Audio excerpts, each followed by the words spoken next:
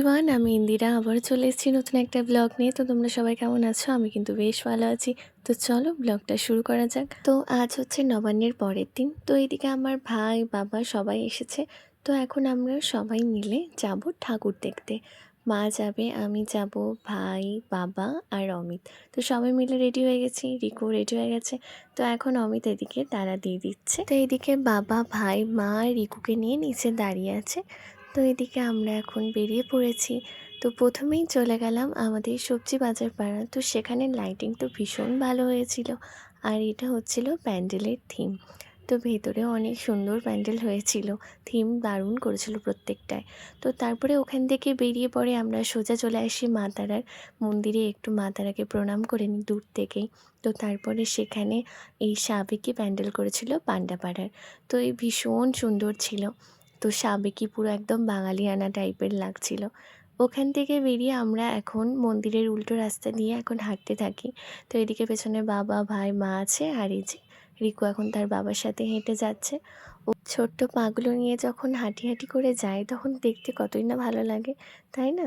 তো যাই হোক, আমাদের নবান্ন উৎসবে কিন্তু লাইটিংয়ের কোনো কমতি নেই। সারা রাস্তা জুড়ে লাইট, দেখতে কতই না ভালো লাগে, পুরো মনে হয় একদম দুর্গা উৎসবের মতো, তাই না? তো এই জন্যেই তো আমাদের তারাপীঠের সবথেকে বড় উৎসব নবান্ন উৎসব। তো যাই হোক, আমরা ওখান থেকে বেরিয়ে পড়ে এখন আমরা চলে এসেছি রবীন্দ্রপল্লীতে। তো এখানে এসেই দেখছিলাম প্যান্ডেলটা ভীষণ ভাল লাগছিল। আর এদিকে এখন তখন প্রোগ্রাম হচ্ছিল, গান হচ্ছিল। তো এদিকে প্যান্ডেল তো খুবই সুন্দর করেছিল। যেহেতু ওখানে প্রোগ্রাম হচ্ছিল সেই জন্য একটু ভিড় ছিল। যাই হোক, আমরা ওখানে একটু ছবি টবি তুলে নিয়েছিলাম, নিয়ে তারপরে ওখান থেকে আমরা বেরিয়ে পড়লাম।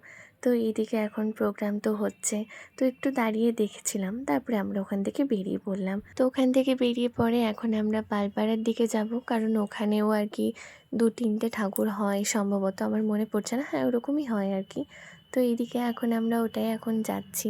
তো এদিকে লাইটিংয়ে এত ভাল লাগছিল, মনে হচ্ছিলো রাস্তায় দাঁড়িয়েও কিছু ছবি তুলে নিই। তো যাই হোক, রাস্তায় তো দাঁড়িয়ে ওরকম করে ছবি তোলা হবে না। তো এইদিকে আমরা এখন পৌঁছে গেলাম পালপাড়ার গেটের একদম সামনে। তো এইদিকেও তো লাইটিং অনেক ভালো করেছিল। তো যতটা রাস্তা গেছি সবটাই পুরো লাইটিংয়ের ভর্তি ছিল। মা তো পুরো বলছিল যে একদম দুর্গাপুজোর মতো লাগছে, মানে আমাদের দুর্গাপুজোতে যেরকম আর কি হয়তো সেরকম। তো এইদিকে আমরা পালপাড়ার একদম প্যান্ডেলে চলে এসেছি, পালপাড়ার পুরো ভেতরে। তো এটারও ভীষণ সুন্দর হয়েছিল থিমটা, পুরো নারীদের আর কি নিয়ে থিমটা হয়েছিল। তো সবগুলোর থেকে এটাই হচ্ছে সবথেকে ভালো করেছিল। তো যাই হোক, এখন আরেকটা ভেতর দিকে লেটপাড়ার দিকে যাচ্ছি আমরা। তো এখানেও তো লাইটিং আরও ভালো করেছে, কারণ যতটা রাস্তা গেছি একদম এরকম ছোট্ট ছোট্ট লাইট দিয়ে একদম পুরোটা কভার করেছে। তো এখানে ছবি বেশ ভালো আসছিল, তাই এখানেও ছবি তুলে নিয়েছিলাম কিছু। তো এখন চলো যাই দেখি কী থিম করেছে এবারে।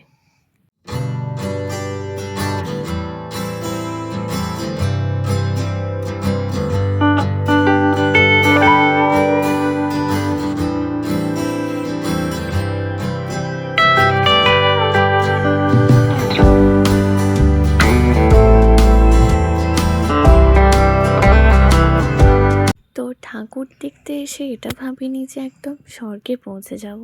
তো যাই হোক, লেটপাড়াতে এবারে থিম করেছে স্বর্গে যাবার পথ। স্বর্গে তো যেতে যেতেই দেখছি এত নীল কিছু তো দেখতেই পাচ্ছি না। স্বর্গে গিয়ে পুরো মানে একদম পুরো ব্লার হয়ে গেছি। তো যাই হোক, এখানে স্বর্গের সব দেব দেবতা সব বসে আছে। এখানে নীল লাইটটা না দিয়ে অন্য কোনো লাইট দিলে বরং আরও ভালো লাগতো দেখতে। তো যাই হোক, যাদের যেটা আর কি যেরকম মনে হয়েছে, তো সব থেকে আমার এটা বেশ ভালো লেগেছে। তো এখানে আমরা কৈলাসও দেখতে পেয়ে গেলাম। তো যাই হোক, তো ওখান থেকে আমরা এখন বেরিয়ে পড়ে এখন যে মেইন ঠাকুর, তো সেটাই আমরা এখন দেখছি।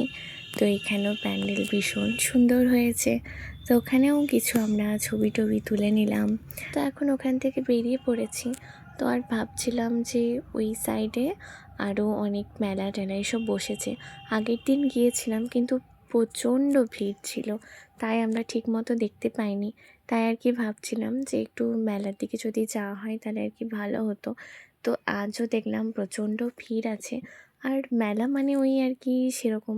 তো যাই হোক, যেতে গিয়ে আর কি প্রিয়া পূজা এরাও এসেছিলো, তো এদের সাথে দেখা হয়ে গেল। তো এরাও আর কি বলছিল যে আর অনেকটা ভিড় আছে এ আছে। আর একটা জায়গায় বলছিল যে ওখানে নাকি ঠাকুর খুব ভালো হয়েছে।